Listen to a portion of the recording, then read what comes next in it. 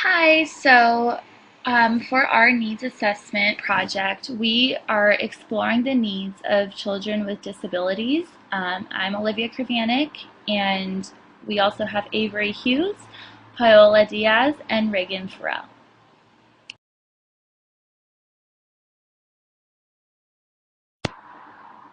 So, our purpose for this needs assessment project was to find out whether children with disabilities needs are being met in our communities. The prevalence of children with disabilities has gone up so much, and that was interesting to us as a group. First off, we're all interested in working with this population and knowing that the number of children with disabilities has gone up so much, the needs for services does as well.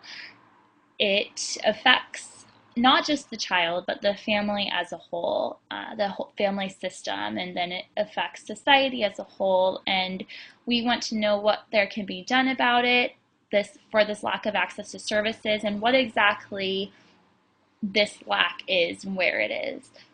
1 in 6 children in the United States are likely to have a disability, according to Lindley, Chavez, and Zuckerman um, from 2016. And that was striking to us. And we thought that interviewing agencies in our community who cater to this population would really help us see where these gaps are, as well as what needs are being met consistently.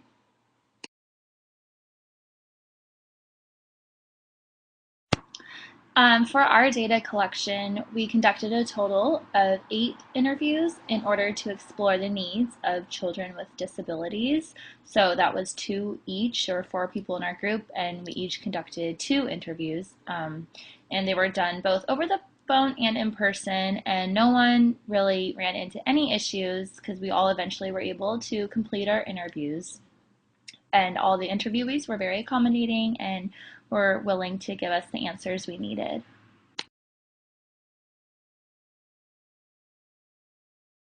So the one of the interviews that was done in the Phoenix area in Arizona was at Hum Copy Farms, and one of our group members interviewed a manager there who has a background in recreation therapy and is currently earning her master's in counseling, and she's been there for 8 years. And Hunkapi Farms is a great organization that serves clients with autism and emotional disorders and attention deficit disorder, addiction, and really just tries to help the clients gain their independence and social skills and problem solving um, through working on the farm.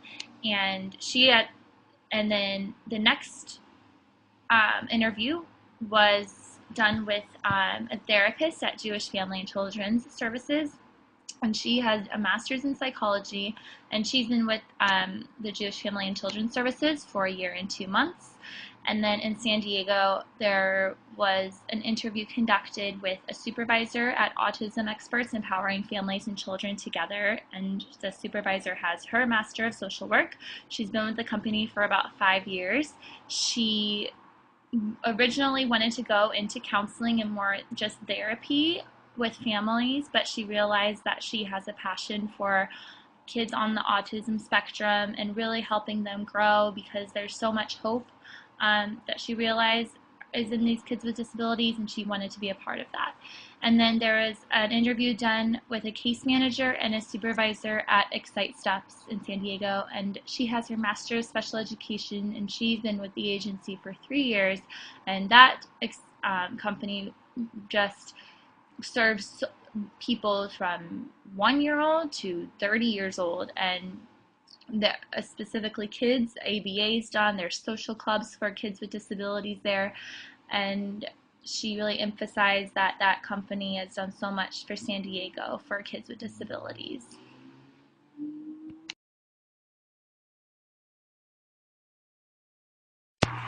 Okay, so our last 4 interviews consisted of places in Idaho and Tennessee, And the director of Children's Advocacy Center in Coeur d'Alene, Idaho, was interviewed. She's been there for a little over 7 years, and she has her bachelor's of social work and is currently finishing her master's of social work right now. And then at the Heritage Health Center in Coeur d'Alene, Idaho, a licensed master of social work um, children's counselor was interviewed, and she also has her um, Idaho Pupil Personnel Certificate in School Social Work. And she's been with Heritage Health for 2 years, and Heritage Health caters to everyone's needs, no matter what their ability is to pay for health care, and that's including children with disabilities. And then in Tennessee, the area director at the Special Olympics was interviewed, and it's a volunteer position, but she has been involved with Special Olympics since 1979, and she used to be a special education teacher, and she just fell in love with coaching kids and helping kids, and she's been retired, but she's still stuck around with Special Olympics because she's just so inspired by these kids and wants to give them hope in their everyday lives, and just wants to help them realize their potential. And then a program supervisor at Tennessee Early Intervention System was interviewed, and they had their master's in early childhood education, and they've been with the Tennessee Early Intervention System for 2 years, and this organization focuses on intervening for families with kids with developmental delays, like kids who might be on the autism spectrum disorder, and really assessing them and looking at ways to intervene on specific behavior problems and any developmental delays that might be there. And so that was the final interview, and through all of our interviews we really learned so much about the needs of this population of children with disabilities, and so much was taken from them, from the interviews.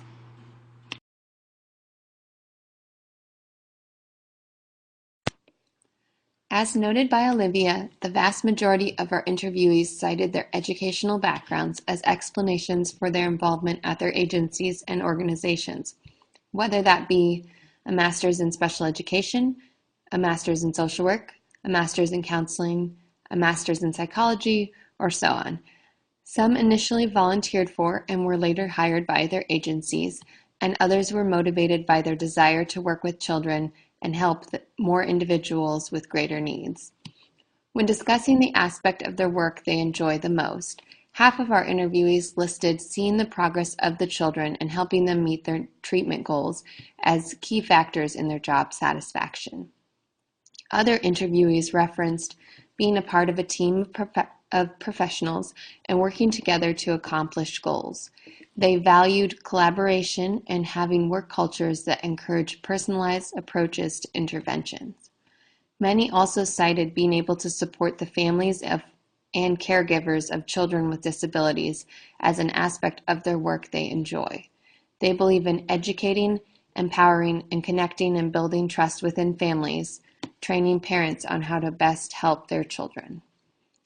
In terms of the challenges experienced by children with disabilities, interviewees spoke about the children's increased risk of abuse due to their strong reliance on adults for their care. They mentioned the lack of services for children with disabilities and the lack of professionals fully trained in the required interventions. According to the interviewee from the Children's Advocacy Center, this lack of trained professionals leads to inadequate services and lesser opportunities for disabled youth. Additionally, interviewees articulated challenges faced by children with disabilities in integrating into schools and with their schools meeting their unique needs. One noted that the schools lack resources and as a result lack the ability to teach disabled youth. The interviewee from Jewish Family and Children's Services expressed how the social stigma surrounding their diagnosis is one of the toughest things children with disabilities have to deal with. Difficulty gaining financial support was also referenced.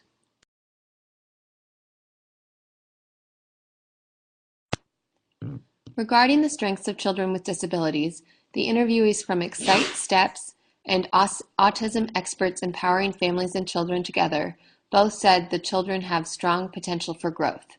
5 of the other interviewees referenced their spirit as one of their major strengths, noting how the children have positive attitudes, desire to do their best, are willing to learn, and are friendly, loving, down-to-earth, creative, and inclusive. Additionally, some interviewees highlighted the children's innate resiliency. The Jewish Family and Children's Services interviewee remarked on how they face disability and stigma and push through with great perseverance. As to what additional services are needed by this population, the majority of our interviewees spoke of needing more services focused on the stability, safety, and consistency of the children, as well as having more exposure to social activities for the children where they can engage in sports, crafts, and other activities that help them with their development. Our interviewees also cited the necessity of having more services tailored to the needs of caregivers. Beyond this, many interviewees referenced the demand for services for children with disabilities outpacing the number of trained providers. More specifically, our interviewee from Heritage Health felt that more providers needed to be trained in trauma-informed interventions and care for highly sensitive nervous systems. Finally, multiple providers believe having more support groups would help children know they are not alone in their struggles and would help them create connections with others that will support their well-being.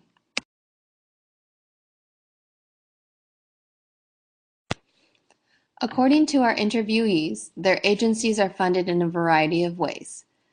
Listed, you'll see some of the most common funding sources, including private donations, federal and state funding, grants, insurance company payments, and fundraising. Our interviewees worked with a wide range of clients, most commonly ranging somewhere from birth to age 17, and all interviewees declined copies of our analysis.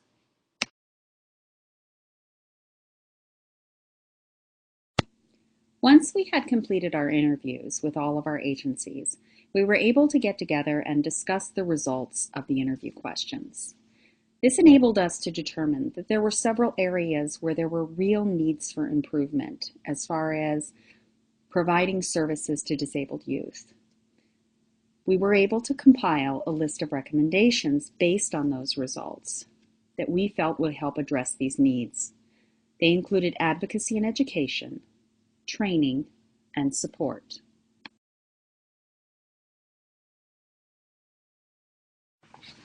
Our first recommendation or plan of action to assist disabled youth in our communities was to increase advocacy on their behalf. And one of the ways we felt this could be accomplished was through education. Providing educational opportunities within our communities would raise awareness of disabled youth, their unique culture, and the challenges that they and their families face on a daily basis. Education benefits any group of individuals by replacing the unknown with actual facts and helpful, useful information. We also realize that an increased knowledge of disabilities in general and the specific needs of disabled youth would help to decrease the stigma that is often associated with having a diagnosis of a disability. Reducing this stigma would also assist in facilitating a reduction in the stereotypes that these youth and their families face. This hopefully would lead to fewer instances of discrimination within any community. We also know from the results of our interviews and the research that we found prior to completing the interviews that children with disabilities are part of a subgroup that is at higher risk of victimization by others. Raising awareness and increasing overall knowledge via advocacy and education could go a long way to helping to prevent this abuse from occurring.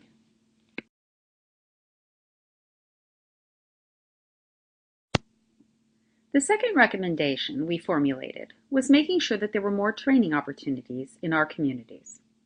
All our interview results pointed out the real need for enhanced and increased training for providers who work with disabled youth, as well as the employees of the educational system that interact with them at school.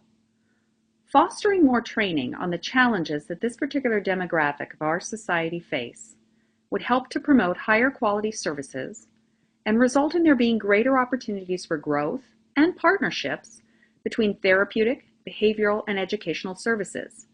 These partnerships and the additional training hopefully would create a deeper feeling of cooperation and involvement between the variety of providers that disabled youth and their families interact with.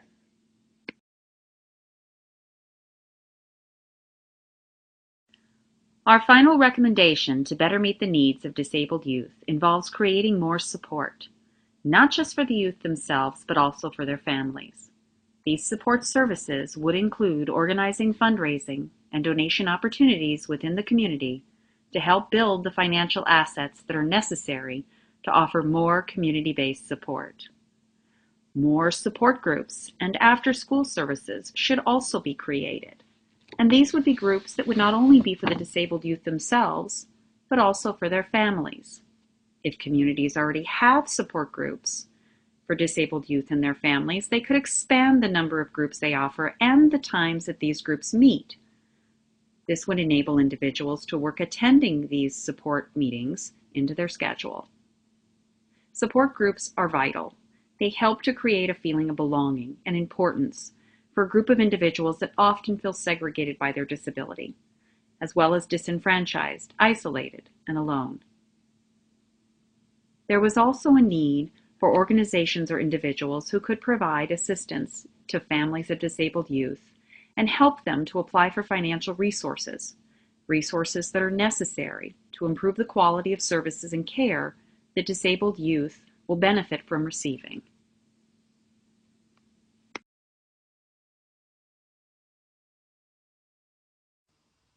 It was the intention of our group to share the findings of the Needs Assessment Project via email.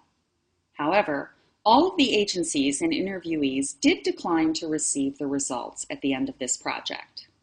When we asked them for some feedback on why that might be, we did hear from several people that they already received so many emails they had trouble keeping track of them, as well as the fact that consistently across the board, all of the agencies were already well aware of the needs of disabled youth and their families within their communities.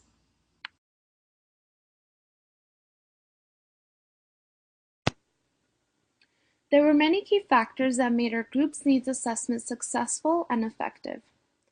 The questions we asked the service agencies provided us with insight about the needs of children with disabilities. Some of the questions that provided us with a greater understanding about children with disabilities were: what are challenges experienced by children with disabilities? What are the strengths of the population? And if there were any additional services the population needs. The agencies were able to easily answer our questions and did not need further clarification, which made the interviews flow easily. Another key factor that made our needs assessment successful was that prior to conducting interviews, our group discussed potential barriers we could face when conducting interviews and came up with ways in which we could resolve these issues. For instance, we came up with different interview methods such as in-person, over the phone, and even email administration of interviews. Communication was another key factor in the success of our needs assessment. Our group communicated through any means possible, which included text messages, phone calls, Blackboard, and Google Hangouts. We also made time to go over our project and discuss our project, which helped us meet the deadlines we set out. If any of us ran into any issues, we let the other group members know as well. Communication between group members was easy and effective. A key factor that hindered the effectiveness of our needs assessment was definitely receiving a response from the service agencies to conduct interviews. Going into the project, we were aware that it would become tricky to receive a response in a timely fashion due to how busy service agencies are, and we tried many ways of contacting them. Not hearing back from agencies or even having a delayed response definitely made it difficult and put pressure on us to meet the deadlines we set out. However, ultimately, we were able to complete all of the interviews. In the future, this hindrance may be addressed by group members by seeking out service agencies that are easier to access in person in case email and phone calls are not successful. This way, group members can have the direct contact with the agency, which may make it easier to conduct interviews. This hindrance may also be addressed by the instructor by allowing students to have greater time frames to complete the interviews or the project in general, as the time we had to complete everything was very short.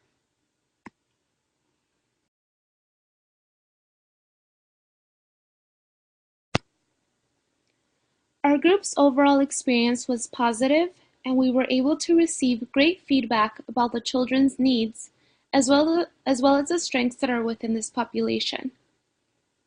Additionally, when interviewed, most agencies were enthusiastic about participating in the needs assessment. Throughout this project, we learned that there is a high need for more service providers as they are falling short because the demand for services are so high. We learned that there is also a need for more funding for programs as this would allow for more children to receive services and agencies would not be capped out so quickly. Additionally, our group learned that there is a need for more specialized programs for children with disabilities because this would allow them to make more progress with their conditions. There is also a great need to raise awareness about the challenges disabled youth face in order to reduce the stigma that surrounds their diagnoses. And this may be done through more advocacy and educating the community. Another thing that our group learned was that there is a great need for collaboration between service providers, as this would allow the providers to provide the best care possible for children with disabilities.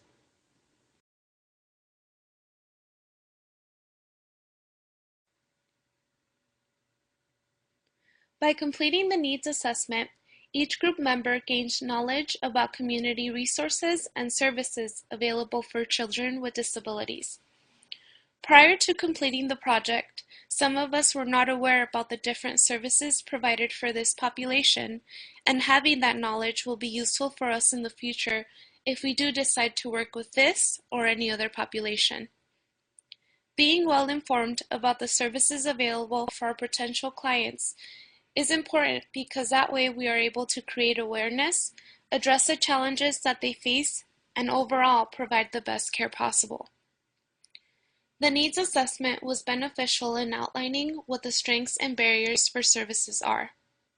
The needs assessment also allowed us to become aware of the importance and difference collaboration between service agencies and providers make. Ultimately, the children's well-being and success in treatment are what should matter at the end of the day. Therefore, service agencies and all those involved in treatment should do their best to work together to increase advocacy, education, training, and support within communities.